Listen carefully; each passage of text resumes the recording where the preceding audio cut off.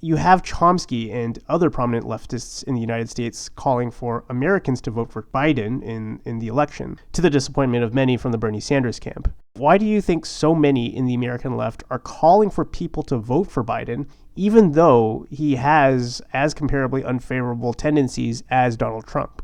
Well, look, I mean, the Democrats are a terrible party, but the Republicans are probably the most extreme right-wing party in the Western world. And I think there are, legitimate things to worry about with the Trump term. Second Trump term. I think the idea that it will be the end of democracy, I think, is overstated, because we've actually seen, if anything, from Trump's 4 years, and particularly with this coronavirus crisis, that Trump is not a dictator. If he wanted to be a dictator, he could very well have seized this opportunity. He didn't. He's actually doing the opposite. He's pushing for controls and restrictions on movement and personal behavior to be relaxed, which is the exact opposite of what a dictator would do. Just look at what Orban has tried to do in Hungary.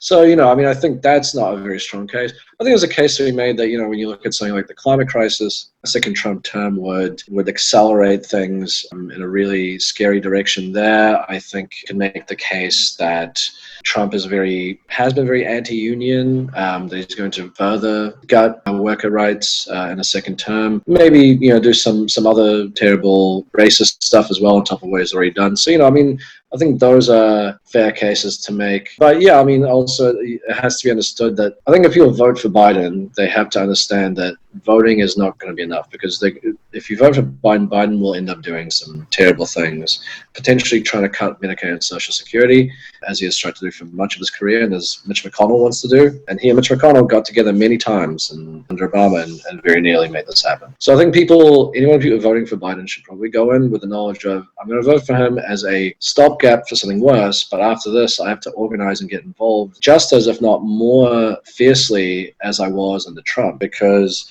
Biden will have to be resistant if he becomes president. And that's a big if, but if he does, people are going to have to be just as willing to go out in the streets and protest and do all this stuff as they were when Trump was elected.